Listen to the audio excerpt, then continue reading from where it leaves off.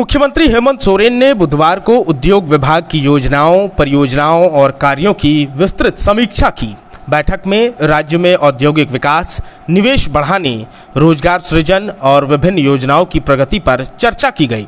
मुख्यमंत्री ने अधिकारियों को निर्देश दिया कि उद्योग के विकास की प्रक्रिया को अधिक पारदर्शी और प्रभावी बनाया जाए। उन्होंने कहा कि राज्य में नए उद्योग स्थापित होने से आर्थिक गतिविधियों को बढ़ावा मिलेगा और युवाओं के लिए रोजगार तथा स्वरोजगार के अवसर बढ़ेंगे।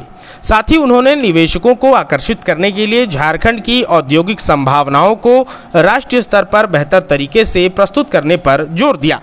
इस पूरे मामले पर विभागीय मंत्री संजय प्रसाद यादव ने अधिक जानकारी देते हुए बताया कि सीएम ने निर्देश दिया है कि उद्योग लगाने के लिए जो भी जरूरत की व्यवस्था हो उसे उपलब्ध कराने के लिए पहल किया जाए, ताकि आने वाले दिनों में झारखंड का औद्योगिक विकास संभव हो। समीक्षा बैठक हुआ और कई सुझाव राजहित में बहुत अच्छा आया है, इंडस्ट्रीज में भी आया है, जिटको में भी आया है और राजहित के लिए बहुत अच्छा चीज़ हम लोगों ने उसमें जोड़े भी हैं और बहुत उसमें जो सरल करना था उद्योग लाने में, कुछ चीज़ों में जो कठिनाई हो रहा था, जो कमेटी भी कई के जो है समय पूर्व गया था भंग हुए, तो सारे चीज़ों को इंक्लूड करके कि उद्योग को बढ़ावा कैसे हम लोग दें।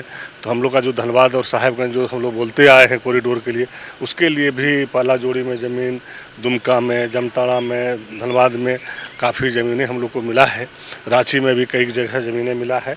तो बड़े बड़े उद्योग कैसे आवे उसके लिए हम लोगों ने पूरी प्रयास किए हैं और बहुत कम समय में झारखंड राज्य में नया उद्योग दिखने लगेगा। अच्छा, एनओसी को लेकर के बात हो, बड़ी इंडस्ट्री, हाँ तो बता, सबसे बड़ा समस्या उसी चीज़ों को बताए कि जहाँ कठिनाइयाँ होती थी। पहले हम लोग के पास जियाडा के पास ज़मीन रहता था, लेकिन हम लोग को लाइन नहीं रहता था, बाउंड्री नहीं रहता था, पानी की व्यवस्था नहीं था, रोड नहीं था। ये सारे चीज़ों पे माननीय मुख्यमंत्री जी ने कहा कि भाई तुम व्यवस्था नहीं दोगे तो कोई इंडस्ट्री आएगा कैसे।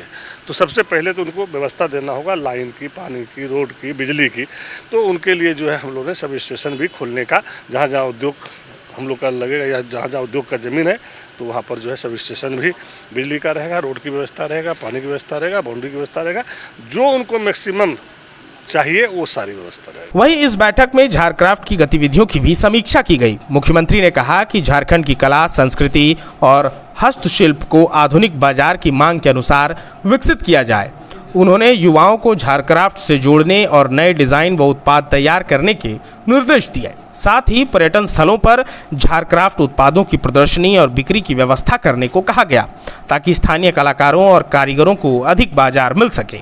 मुख्यमंत्री ने झारखंड की पारंपरिक कला को आधुनिक स्वरूप देकर राष्ट्रीय और अंतर्राष्ट्रीय स्तर पर पहचान दिलाने की कार्ययोजना तैयार करने का निर्देश भी दिया। माटी कला बोर्ड की समीक्षा के दौरान मुख्यमंत्री ने लौह कर्म, काष्ठ कर्म और कुंभकारी जैसे पारंपरिक व्यवसायों से जुड़े शिल्पकारों को सशक्त बनाने पर विशेष जोर दिया। उन्होंने कहा कि आधुनिक तकनीक और औद्योगिक उत्पादों के बढ़ते प्रभाव से इन पारंपरिक व्यवसायों पर असर पड़ रहा है, इसीलिए इन कारीगरों की कला और कौशल को संरक्षित करना जरूरी है।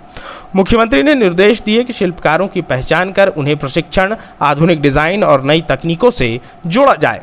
साथ ही उनके उत्पादों को झारक्राफ्ट के माध्यम से बाजार तक पहुंचाने, ब्रांडिंग और पैकेजिंग कर बेहतर व्यवस्था करने पर बल दिया, ताकि उनकी आय बढ़ सके और उन्हें स्थायी रोजगार मिल सके। मुख्यमंत्री ने राज्य में निर्माणाधीन लॉजिस्टिक पार्क और वर्ल्ड ट्रेड सेंटर जैसे महत्वपूर्ण औद्योगिक परियोजनाओं की भी समीक्षा की। उन्होंने अधिकारियों को इन परियोजनाओं में तेजी लाने और सभी बाधाओं को जल्द दूर करने का निर्देश दिया। मुख्यमंत्री ने कहा कि लॉजिस्टिक पार्क बनाने से परिवहन, भंडारण और वितरण व्यवस्था मजबूत होगी, जिससे उद्योगों की लागत कम होगी और व्यापार को गति मिलेगी। वहीं वर्ल्ड ट्रेड सेंटर के निर्माण से राष्ट्रीय और अंतर्राष्ट्रीय स्तर पर व्यापारिक संपर्क बढ़ेंगे, साथ ही राज्य में नए निवेश के अवसर पैदा होंगे। उन्होंने अधिकारियों को तय समय सीमा के भीतर इन परियोजनाओं को पूरा करने का निर्देश देते हुए कहा कि झारखंड को देश के प्रमुख औद्योगिक और निवेश केंद्रों में शामिल करने के लिए हर संभव प्रयास किए जाएं।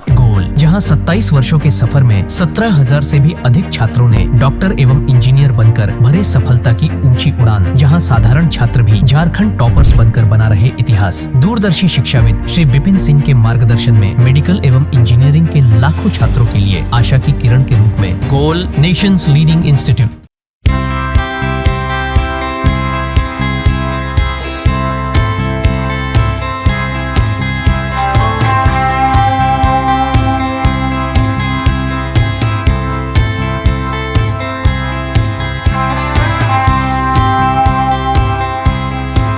सरकारी परीक्षा की तैयारी का सबसे भरोसेमंद नाम NIBM।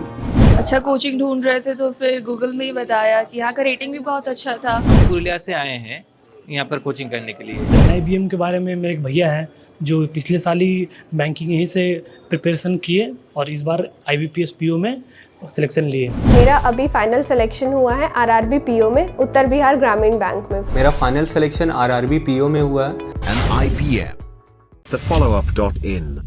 Like, share and subscribe. www.thefollowup.in